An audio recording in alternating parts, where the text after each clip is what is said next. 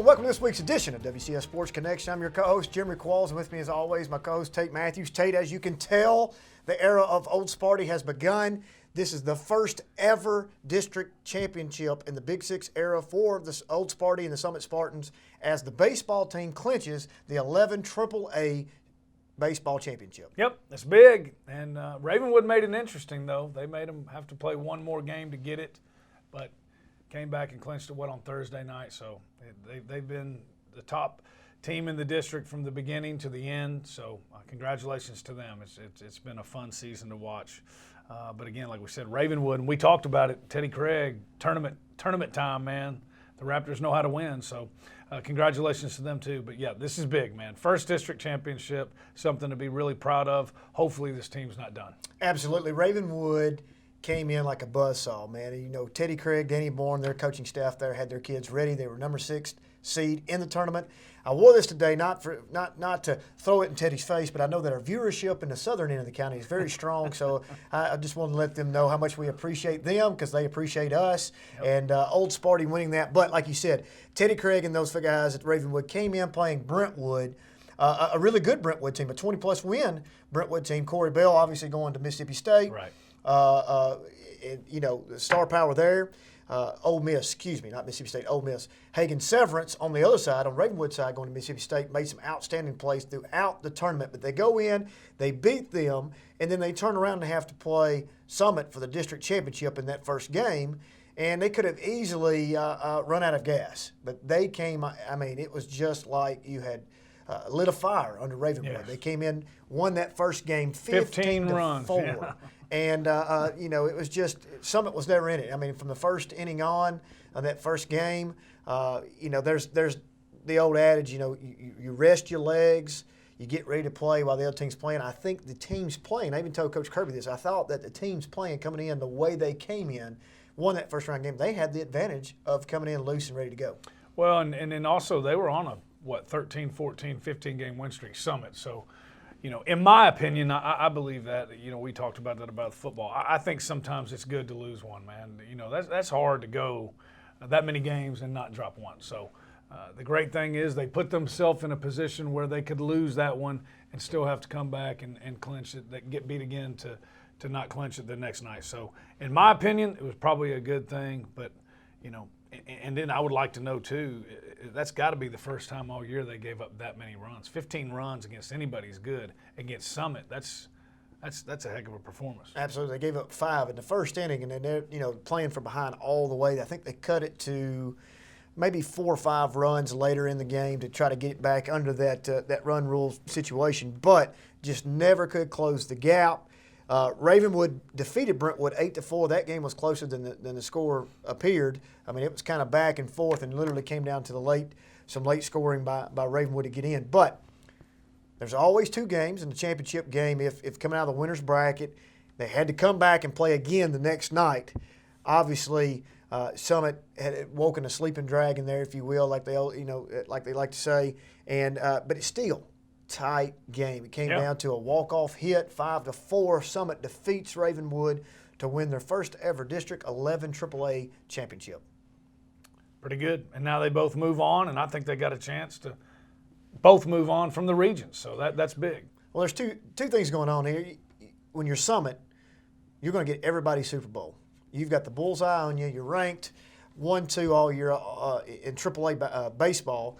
Everybody's going to get their best game against you.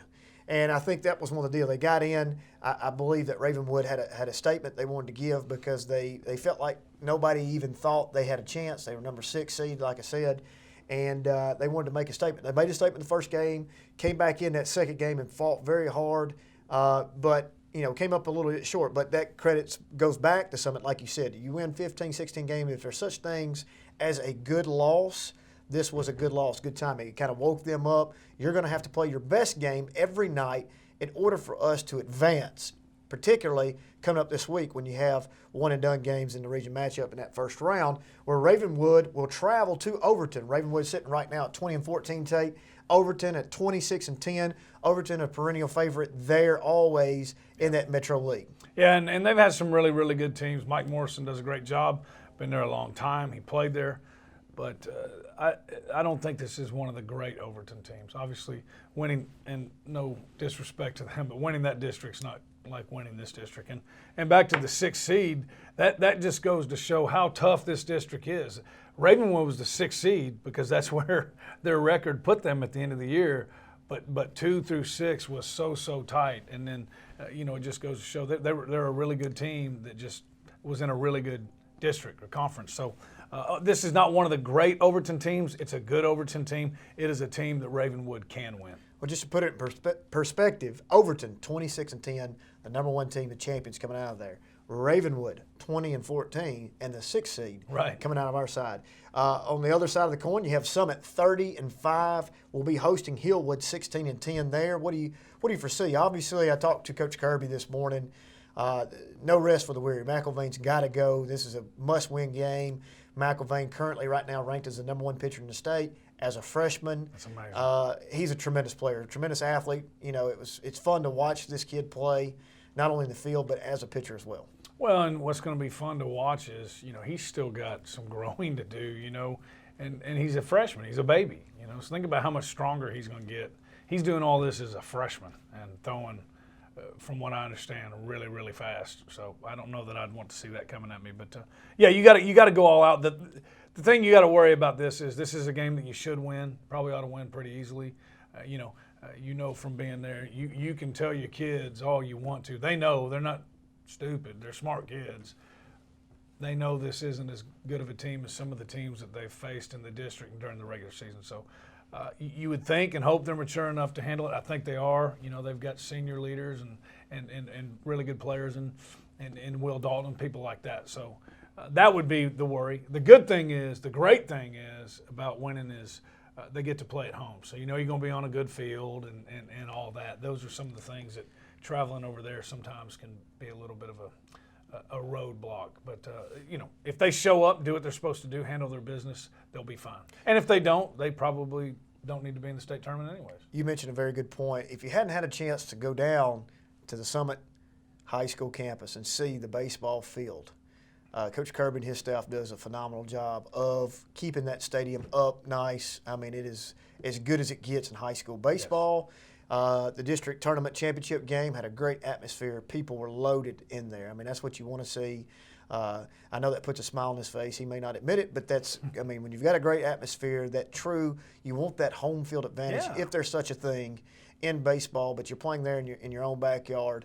And, do you foresee anything happening here? Do you see Summit beating Hillwood? Do you see Ravenwood Summit Part 2? Yes. In the regional championship game? I think so. Don't you? I think so, too, as well. And the best thing about that is that regional championship game is not a loser-go-home type scenario. Right. That is for seeding purposes. Winner obviously will host sub-state at home, the sectionals at home. Loser will go on the road. And how awesome would it be for us to get 2 of the Big Six in the state tournament? Be very neat. Be very, and it's very possible. But once you get past the region, those are 2 good teams that you're going to see over in the sectionals too. But yeah, I mean, hey, here's the deal. If we believe Summit's one of the top few teams in the state, right? They're 30-5. They're the district championship. Well, the last 2 games of the district tournament, they beat them 15-4, and then came back and lost 5-4. So that would say they got a really good chance to move on. They're doing that with one of the best teams in AAA. All right, so let me ask you this question. Ravenwood gets in. Some of those kids that are on that team, they've been there. They've been last few years. They've gotten themselves in the state tournament. Those big games are not too big for them, hence the 2 championship games, 1-1, lost by 1 by a run. Summit, first time ever. Will the game be too big for Summit Spartans, or will they be mentally prepared? I think so. Like I said, they've obviously McIlvaine's a freshman, but they got some older guys. They're a mature team. Coach Kirby's been there as a player. He's been there as a coach at Ravenwood, and he's got a great staff with him. So no, I don't see that being a problem at all. Well, I wish them both the best of luck, man. I want WCS Sports Conference to be represented heavily and well during spring fling. Two baseball teams would put us in there on the Big Six. That would be fantastic. On the other side, District 11 AAA softball, the biggest upset across the state this year. Ravenwood not only beats Dixon once, but they beat Dixon County twice to win the District 11A AAA crown. Amazing. I think a lot of people have Dixon County is the favorite to win the AAA, even though they did not win it last year. But a lot of people had them winning it. And same thing as the Ravenwood. They're not out of it. They can still make it back through. But you're right, huge. Beating them once was great. Beating them twice, that was unbelievable. I would venture to say that nobody outside of Coach Tyree and her team gave them a chance of doing that. So good for them. I mean, that was really impressive. I mean, they went in, like you said, nobody had a chance against the Lady Cougars, not the Lady Bobcats of Dixon County. I still think, their name. Yeah, I still think it may go back to what you were talking about, a good loss. They were kind of in that same boat, if you will, as Summit. They were due a loss, if you will. I don't know what the record is off the top of my head, but it was a whole lot with very little losses. I still think that Dixon County going into the AAA regional for sure. I think that they'll be in the championship game. I hope that the Lady Raptors are there. We get that rematch with sectional on the line, seating on the line, and get both those teams in. Even though Dixon County is really not technically part of the WCS Sports Conference, they are part of our district here, and it'd be interesting to know that if you got two in, it just shows you the amount of quality of teams that we have in our district. Yeah, and I think, like we talked about with baseball, I think that's very possible as well, especially moving on from the regional. So, and you're right, they're not a part of WCS, but they're good. They're good people there. Shane Buchanan is the softball coach. He's a great dude. You know, you won't meet anybody who doesn't like him. So, if we can't have two of our end, it'd be fun to watch Dixon County get in as well. And like we said, I think it's very possible. Hey, same thing as Ravenwood and Summit. If Ravenwood can beat Dixon County twice, that's as good as it gets in AAA. So they can play with anybody. Softball's such a different game too. I mean, literally the strategy is different. It's more of a small ball approach, if you will. Try to get in, but there was a few home runs hit during that series between those two, and it's interesting to know and to watch how. If they get a runner on, how they advance them so quickly. You know, you have your slap hits, your slap bunts, and everything that comes involved. You know, in that process. Such a different game now. Obviously, in baseball, you have your small ball play, and you try to advance the runners as best you can to get them in scoring positions. But a lot of that is based off power and singles and hits, doubles. You know, multiple bag hits, and it's interesting to watch softball at its finest because it's a very fast-paced game, Yeah. and not a whole lot of walking going on. There's either a hit or a play in the field, so you have to be very good defensively to advance in the tournament. Yes, and obviously the number one difference is you can have one pitcher. Can't do that in baseball, but you can have one pitcher, which Dixon County has a really good one in the league girl. So, but you're right. When you have two good softball teams playing, it's fun to watch. Will we see a Dixon County Ravenwood Lady Raptor Part 2? I would think so. You think so? Part 3. Part 3, actually, yes, yes. Page, the Lady Patriots, 17-10 right now. They play Waverly Central, who's sitting at 32-10 in the opening round of the regional play. The job that's been going on out there at Page is phenomenal turnaround.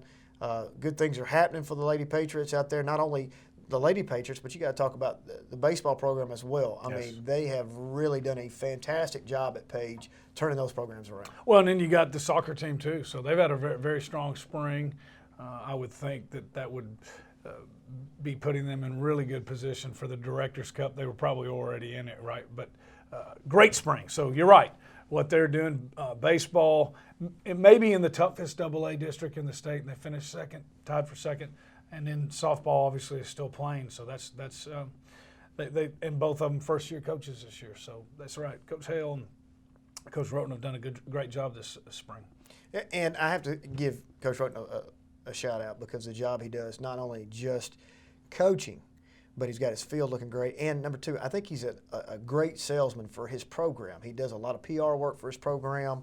I know that he had the military day where he brought the military guys out. He does a lot of things to get people to come to the games, which I feel like is a plus, a very big bonus when you go to hire somebody in a position like that in a primary sport such as baseball, to have nights like that honor people, that get people there, that get them interested in your program. Yeah, and he's ex-military, so but you can tell he is. That all of our schools are, but Page is a community, needs to be a community, and you can tell he's a community guy and he wants to be a part of it. He's really he has really embraced it, and I would say he'll be there for a long time. Well, speaking of Page, Page is on the AA level right now currently. Now, with projections upwards to 1,250 students coming, Page could easily be a part of the Big Six within the next 2 years, and that's hard for me to fathom and to think about that, to understand the fact that the Page Patriots, me growing up playing against Page my entire career in the rural sector, is now fixing to looks to be on a road to be in AAA, 5A/6A possibility in football, definitely 5A level in football, but AAA and everything else. That's hard to believe. Fastest growing county in the state. And they're putting them in their seats out there at Page, and it'd be interesting to see how that goes, and they can be part of that Big Six, which would make it interesting. That means the lone two out would be Fairview and then Nolensville, and we know that it will not take long before Nolensville moves up. And if Fairview continues to grow, we'll have everybody on that AAA level, and then 5A or 6A in football. Speaking of Nolensville, I had to go over there last week. They were laying the turf. It's unbelievable. Unbelievable. If you hadn't had an opportunity to see it. Press box is unbelievable, too. The turf is fantastic. They got the logos in over the weekend. All the hash marks are put in. What they do is they actually lay the entire turf surface down. They have some line. They have the lines, but no numbers, no mascot. So then they come in, they cut that out, patch those in, sew it into the fabric. It's a pretty amazing process. They do it all within 12 days. It's down. It's basically, once they get the crumb rubber feel in it, it's going to be ready to play on. Now, don't you think for a second that that's going to be a showpiece for that school, for our county? I don't know if anybody else will want that in their schools, but for sure, Nolensville is sitting in a good spot with it. And I say that tongue-in-cheek because you know that everybody's going to want it. Right. But it's a good starting place. We'll have a place with it. I feel and I hope that any schools are built from this point forward. That'll be part of the process. Maybe, hopefully, fingers crossed, we can look at possibly backfilling and getting some other ones done. But that right there will be a showpiece not only for that community but for the county. Yeah, and it's something you can work the kinks out as well. You learn from when you built Ravenwood, you learned some things. Obviously, the weight room, they knew when they built Independence they needed to make it bigger. After they built that Summit, they realized it still wasn't big enough and you had to build that one bigger. So, it'll give you some time to work out some kinks, some ways to do it better. But you're right, it's going to be a showpiece. Maybe Coach Hester will have a jamboree there or something. It'd be pretty neat. Absolutely. We're looking at possibly hosting a fall media day out there on the turf, so it'll be pretty cool if we can get that pulled off. We've got to get through WILLCO's first, and then we'll look at that project. But anyway, it's going to be fantastic. District 11 soccer tournament on the AAA level right now in the Big Six. Franklin beats Ravenwood for the District 11 AAA title 3-2. I don't think that's any surprise here. I think the score was a little bit surprising because it was 2-2 late in that match. Well, it's a broken record here, but it's the same thing as baseball. They're just, Franklin's clearly the number one team in the district, but Ravenwood is really, really good. Finished tied for second, and Franklin keeps coming out on top, but those teams are really, really close. And it's because Ravenwood's a good soccer team. This week, Ravenwood will travel to Overton for that matchup. Franklin hosts Antioch. Same thing as the baseball. This is loser goes home style game. Winner goes to the regional championship game where they can lose. It's just for seeding purposes for the sectional. Do you see a WCS Sports Conference rematch in the regional championship game? Yes. Is there a running clock in soccer? I knew he was going to say that. Is there a run rule? Is there a run rule? I don't think Ravenwood Overton is, but Franklin Antioch, that's a mismatch big time. And I think Ravenwood beats Overton. So yes, it'll be an all WCS regional tournament from here, championship from here. One thing we did miss, Ravenwood does play Hillsboro at home in softball. Oh, yes. Hillsboro softball, don't know a whole lot about them. You might. Did we see Lady Raptors winning that first round? Yes. Okay. All right. Ravenwood, like I said, will be traveling to Overton. Franklin host Antioch this week for the region opening round of soccer play on the double A level. You mentioned the Patriots soccer team at Page. They travel to the Yellow Jackets of Fairview, who won their district. Page got beat by CPA in the district championship game. I don't know how many years in a row. I know Coach Clapp is about to kill him, but he keeps getting closer and keeps getting closer. He's done a phenomenal job. Can't say what he's done with girls and boys job. He's already got a Final Four under his belt this year with the girls team, boys team. Page going to Fairview for a knockout round of WCS. Somebody from the WCS Sports Conference has to go home. Right, and Page fell to CPA, who's the defending state champion, and they were in that thing at the very end. So I think they lost 3-2, I believe, but it was 2-2 towards the end. Page had their chances.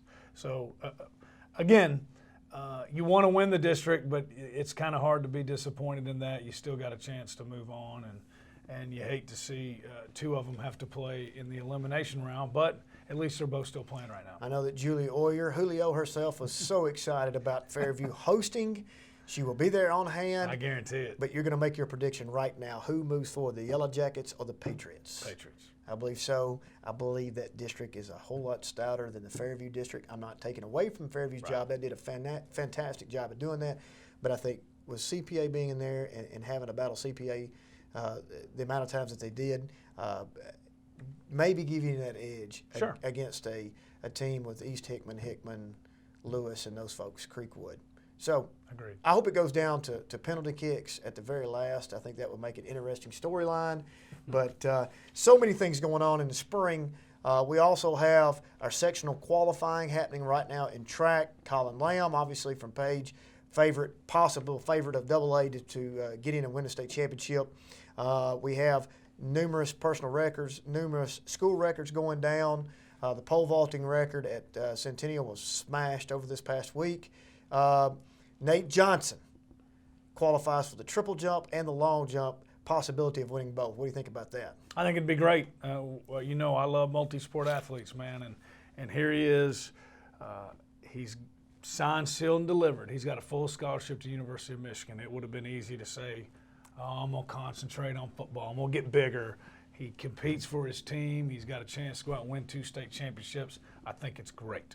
I hope he wins them. Well, we got Amber Tanner at Ravenwood looking at possibility of win. We got so many folks that can win. I know right now that the don't give me if I get it wrong, 4x8 team, possible 2-mile relay team. Yes. At Brentwood has got the second fastest time in the country. Brody Hasty, Vroon, all that bunch. I don't see anybody touching them in the state championships. It would definitely be an upset. It would definitely be. And I tell you another one. The young lady, Coffee at Brentwood High, is throwing the shot put. Otis's daughter. Her first name escapes me, but hey, she's having a great year with the shot put. She's got a great chance to go win the shot put on the girls' side. So, you know, you're used to it year in, year out, but Brentwood's got a real chance to compete in the track and field. And then you mentioned Centennial in the pole vault. Jack Crouch. What Sean Carter's done, Centennial's not known for great track and field, and he's been building it and building it and building it, and they've got a very fine track and field program at Centennial now. So that's been fun to watch. He's done a great job. Well, we put in, I think, 42 individual wrestlers in the wrestling tournament. I would say this number will supersede that in track and field. We'll put a large amount of quality track and field people in there with multiple championships. I just hope our teams can pull off some championships as well, not including the tennis folks, so we can make a big, strong showing of spring sports if we can pull out some state championships. If Sumner Ravenwood happens to win the baseball state championship, we'll have the most successful season in WCS history. That'd be pretty neat. So we'll be interested. Stay tuned for that. Now, spring football. We had 2 big games this past weekend. Page at Summit, Father Ryan at Ravenwood. Page at Summit, go. Summit continues to look well offensively. Now they're obviously a bigger school than Page, but they were very, very pleased. And I think the thing they're most excited about is Peyton Craig, the emergence of him. He came in the middle of the school year, was a wrestler. He's been in the weight room with Coach Coleman, and they put him in Centennial as a breather to Ty Carter. If you're in the weight room with Coach Coleman, there's no – They work. You don't have a choice but to be svelte. That's right. They work. Okay. And JD. But, no, they put him in the Centennial game and Centennial scrimmage, and he played well. And they put him in against Page. Ty, give him a little break. Boom, 70-yard touchdown. So they're very excited about that. The more guys they can have that can break away, I mean, it just makes that wing T offense even tougher to defend. So they felt really good about the scrimmage. Page they got a lot of holes to fill from last year. Obviously, losing Magochi and Michael Roberts, that was, 80% of their offense. So got a ways to go at Page. Summit feels pretty good about where they are, but the great thing is it's May. I talked to Coach Coleman this morning. The first question out of my mouth was, how many times did you throw the ball? He said 6. So if he could, But he didn't have to. But if he could tell you off the bat, and that was his exact words. You don't have to when you're hitting this and this and getting 60 yards, 70 yards per carry. I asked him obviously about Ty Carter, how he looked. He said it's good.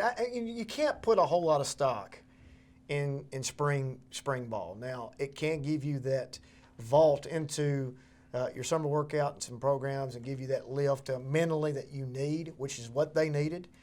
Great scrimmage for those guys to get ahead of the game, if you will, mentally, to get themselves prepared to make their playoff run. That's right. And you already know what Ty Carter can do. Spring's not about that. We already know what he can do.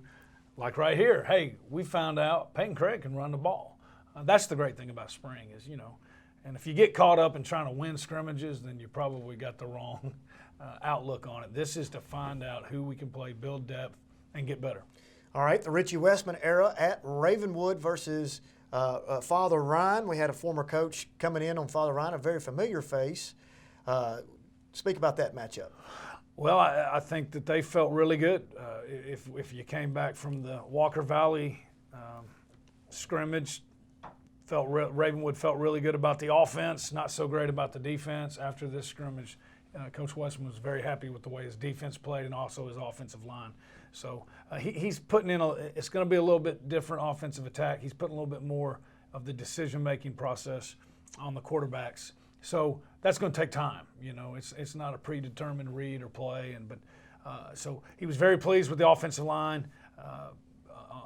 On the receiving corps, John Rawl, he's had 2 really, really big scrimmages. He's a young man that looks like he's going to be able to be a big playmaker for him. So all that being said, coming out of the scrimmage, Ravenwood felt really good about it. It was at home.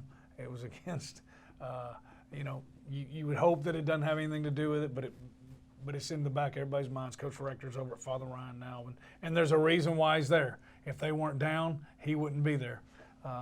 Yes, Coach Westman feels really good from scrimmage 1 to scrimmage 2 about where they came. Well, those Friday nights fall can't get here fast enough as much. No. And I'm a basketball guy. You know that, but we love those fall Fridays. Wilco's this week, Tate. Have you got your tux ready to go? I do. I'm fitted up.